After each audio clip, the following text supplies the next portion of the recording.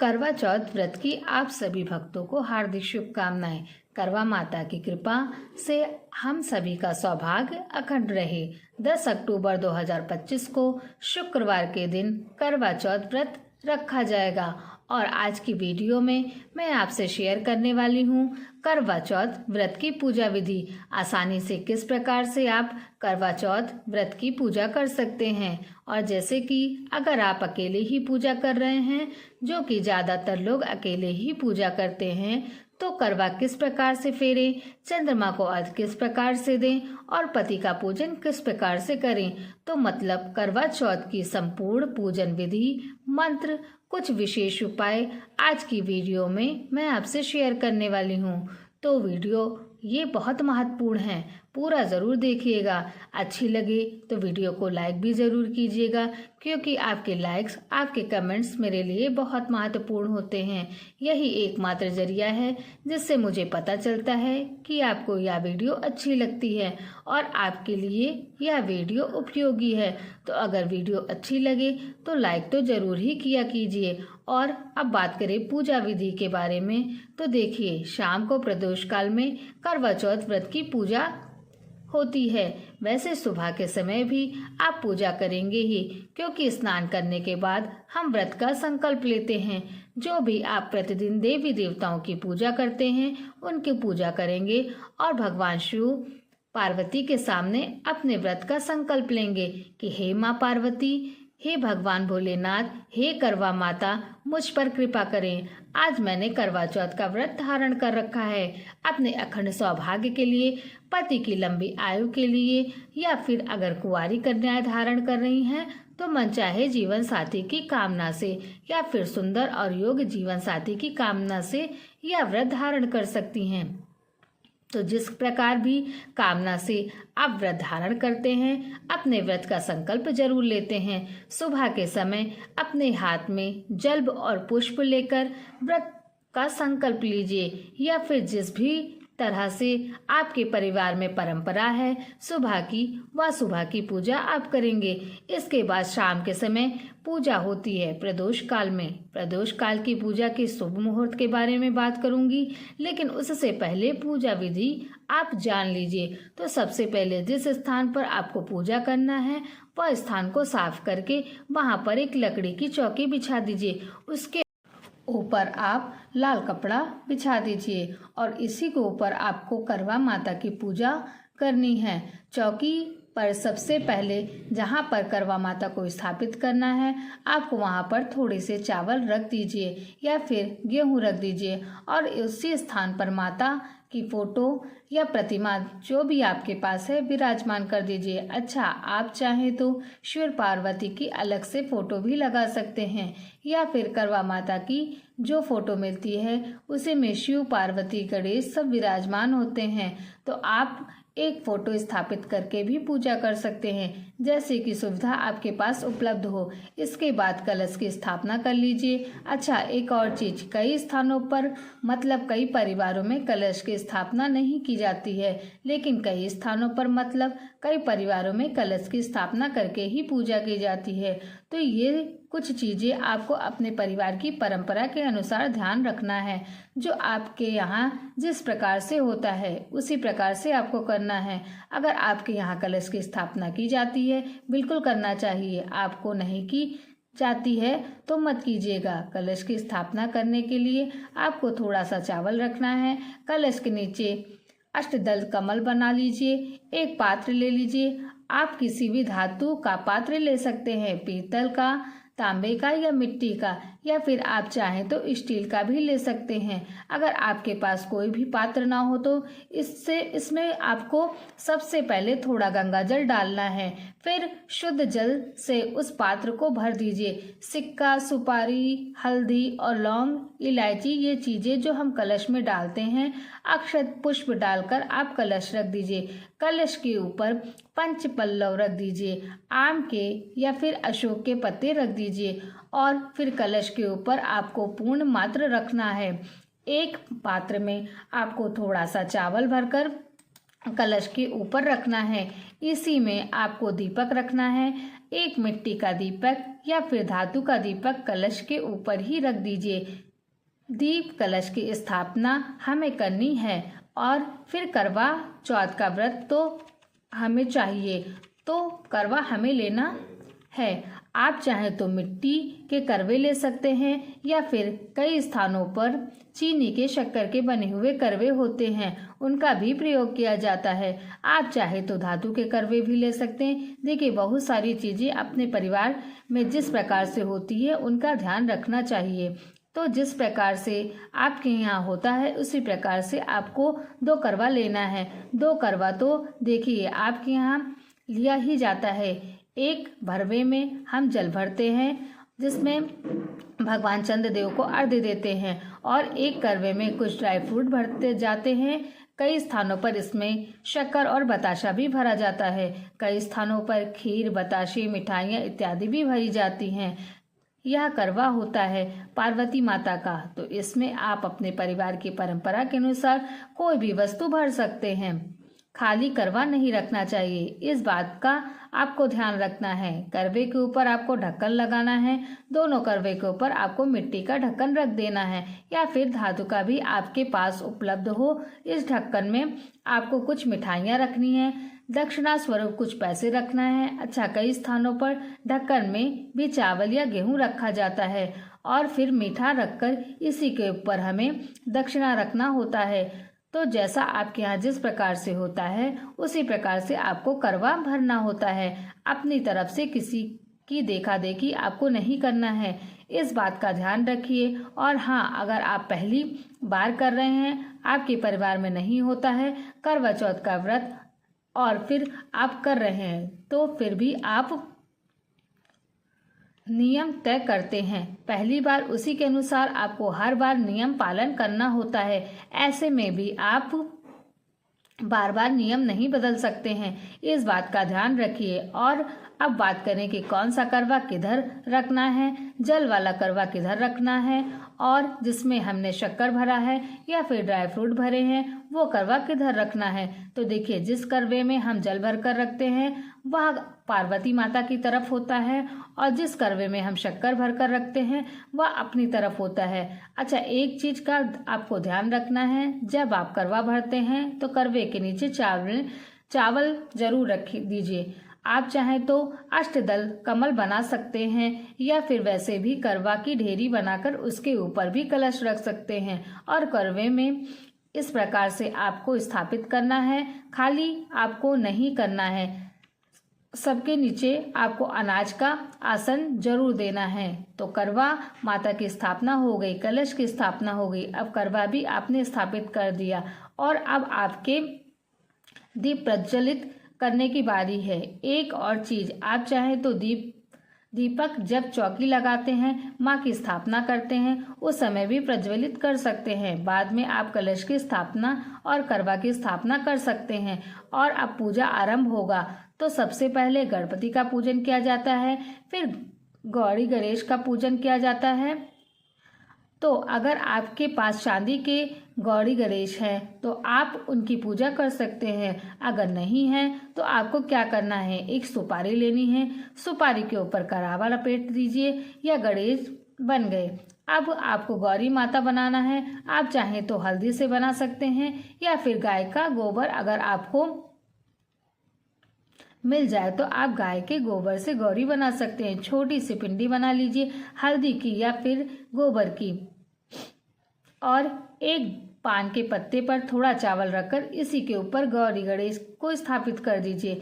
अब सबसे पहले गौरी गणेश की पूजा करना चाहिए। जल के छींटे देकर गौरी और गणेश का स्नान करा दीजिए। इसके बाद धूप, दीप, अक्षत, पुष्प इत्यादि जो भी चीजें आपके पास उपलब्ध हों सभी चीजें अर्पित करके गौरी गणेश का पूजन कर लीजिए। अच्छा, एक और चीज का आपको ध्यान रखना है, जब आप कलश की स्थापना करते हैं तो सबसे ऊपर आपको स्वास्तिक बनाना है और कलश के गले में आपको कलावा बांधना है और इस प्रकार से कर्म में भी आपको कलावा बांधकर और स्वास्तिक बना लेना है। और गौरी गणेश की पूजा करने के बाद आपको कलश की पूजा करनी है।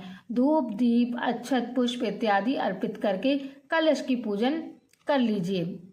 इसके बाद करवा माता शिव पार्वती की पूजा करेंगे तो सबसे पहले जल के छींटे देकर सबका स्नान भाव कर लीजिए। फिर वस्त्र अर्पित कर दीजिए, मतलब चाहे तो कलावा भी अर्पित कर सकते हैं या फिर लाल चुन्नी अर्पित कर सकते हैं, जो भी आपके पास उपलब्ध हो।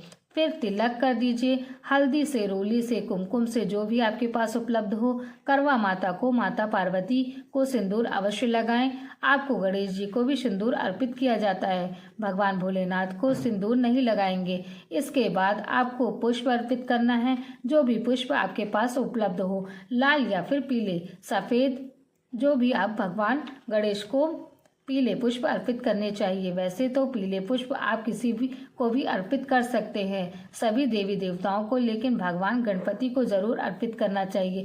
भगवान शिव के लिए अगर आपके पास सफ़ेद पुष्प हो तो सफ़ेद पुष्प अर्पित कर सकते हैं, नहीं हो तो पुष्प आपके पास जो भी उपलब्ध हो, जैसे लाल गुड़हल के या फिर गुलाब के पुष्प करवा माता को और माता पार्वती को अर्पित करना चाहिए। मतलब देखिए, सभी देवी देवताओं को भी आपके चौके पर विराजित हैं, चाहे वह कलश देवता हो या फिर जो आपकी करवा आपने स्थापित कर रखी है। करवा के स्वरूप में जो भी आपने पात्र स्थापित कर रखा है उसमें भी आपको तिलक करना है। धूप, दीप, पुष्प इत्यादि सबको दिखाना है। और जो आपने फोटो रखी है करवा माता की या फिर शिव पार्वती की, उनको भी आपने धूप, दीप, अक्षत, पुष्प से पूजन करना है। इसके बाद सुहाग की सामग्री आपको अर्पित करनी है, जो भी आपके पास उपलब्ध हो। देखिए, कहा जाता है कि 16 श्रृंगार की सामग्री माता को अर्पित करनी चाहिए। तो अगर आपके पास 16 श्रृंगार की सामग्री उपलब्ध है तो माता को अर्पित कर दीजिए। अगर इतनी सारी चीज़ें नहीं हैं तो जो आपके पास है, जैसे कि सिंदूर, बिंदी, चूड़ियाँ, मेहंदी, जो भी आपके पास उपलब्ध हो वो माँ को अर्पित कर दीजिए। और जैसे कि कुंवारी कन्याएं अगर व्रत धारण कर रही हैं तो उन्हें कौन सी सुहाग की सामग्री अर्पित करनी चाहिए। देखिए, कुंवारी कन्याएं सिंदूर नहीं चढ़ा सकती, बिछुए नहीं पर चढ़ा सकती। आप बाकी की सारी चीज़ें आप चढ़ा सकते हैं, जो आप प्रयोग करना चाहें स्वयं कर सकते हैं। कुछ चीज़ें आप दान कर सकते हैं। अब जो आप लोगों का प्रश्न आता है कि सुहाग की सामग्री का दान हम किसे करें, देखिए, आप चाहे तो किसी ब्राह्मणी को, सौभाग्यवती ब्राह्मणी को दान कर सकते हैं या फिर अपने परिवार में भी आप दे सकते हैं। जैसे कि आपकी सासू माँ सौभाग्यवती हैं, उन्हें आप दे सकते हैं। कोई नंद है आपकी, आप उन्हें दे सकते हैं, या फिर बड़ी जिठानी हो, देवरानी हो, या उन्हें भी दे सकते हैं। वैसे कहा जाता है कि हम सौभाग्यवती महिलाओं को सुहाग की सामग्री देते हैं। अगर वह बुजुर्ग हों और सुहागवती हों या सौभाग्यवती हों तो अत्यंत श्रेष्ठ माना जाता है। ऐसी बुजुर्ग सौभाग्यवती महिलाएं को सुहाग की सामग्री दक्षिणा के साथ दीजिए, उनका मुंह मीठा कराइए और चरण स्पर्श कर लीजिए, उनका आशीर्वाद लीजिए, तो अखंड सौभाग्य आपको मिलता है। लेकिन अगर ऐसा ना हो तो आप किसी को भी दे सकते हैं। जैसे कि कुंवारी कन्याएं के प्रश्न आएंगे कि हमें दान किसे करें। देखिए, आपके परिवार में आपकी भाभी हैं, आप उन्हें दे सकते हैं। बड़ी बहन है या फिर कोई सहेली है तो उसे भी दे सकते हैं, या फिर किसी ब्राह्मणी को दान देकर उनका आशीर्वाद ले सकते हैं। मतलब देखिए, देना हमें किसी सुहागिन स्त्री को ही है। सुहाग की सामग्री तो जो भी सुहागिन स्त्री, उसके आप चरण स्पर्श करके आशीर्वाद ले लीजिए, उन्हें ही देना चाहिए। तो माता को सुहाग की सामग्री आपने अर्पित कर दी। अब सासू माँ के लिए बाएं निकालना है, तो बायना आप किस चीज़ का दें। देखिए, सासू माँ के लिए बायना आप अपनी इच्छा के अनुसार कोई साड़ी दे सकते हैं, सूट दे सकते हैं, सुहाग की सामग्री जिसमें रखकर दे सकते हैं। इसके साथ ही कुछ दक्षिणा भी रखा जाता है और कुछ मीठा रखा जाता है। तो मतलब देखिए, जो भी आपके सामर्थ्य में हो, अपनी सामर्थ्य के अनुसार हम बायना भी निकालते हैं, श्रृंगार की सामग्री भी चढ़ाते हैं। जब कुछ इस बात पर निर्भर करता है कि आपकी सामर्थ्य क्या है और आपके परिवार में किस प्रकार का नियम का पालन किया जाता है। तो अपने परिवार में जिस प्रकार से होता है उसी प्रकार से आपको नियम का पालन करना चाहिए। सुहाग की सामग्री आपने अर्पित कर दी, दक्षिणा स्वरूप पैसे आपने अर्पित कर दीजिए। अब आप माँ को लगाएंगे भोग। मिठाइयों का भोग आप चाहें तो लगा सकते हैं, फलों का भोग लगा सकते हैं, या फिर अगर आपने कुछ मीठा पकवान बनाया है तो आप पकवान का भोग लगा सकते हैं। इसके बाद एक पान के पत्ते पर लौंग, इलायची, सुपारी रखकर माँ को अर्पित कर दीजिए और इसके बाद दक्षिणा अर्पित कर लीजिए। दक्षिणा का मतलब अपनी इच्छा के अनुसार आप कुछ पैसे वहाँ पर ज़रूर अर्पित करिए। जब हम भोग अर्पित करते हैं तो माँ को और मुख शुद्धि के लिए पान अर्पित करते हैं, तो उसके बाद में दक्षिणा जरूर रखना चाहिए। आप चाहे तो 1 का सिक्का भी रख सकते हैं या फिर अपनी इच्छा अनुसार 100-500 भी रख सकते हैं। इस दक्षिणा का क्या करना है देखिए। जो भी हम दक्षिणा अर्पित करते हैं, आप कुछ चीज़ें ब्राह्मण को दान कर दीजिए, कुछ पैसे ब्राह्मण को दान कर दीजिए और कुछ अपनी सासू माँ को बायने के स्वरूप में जब आप बायना देंगे उसके साथ भी दे सकते हैं। बाकी चौकी पर चढ़ा हुआ कोई भी पैसा आप स्वयं प्रयोग नहीं कर सकते। सारे पैसे दान में ही जाते हैं, चाहे वह ब्राह्मण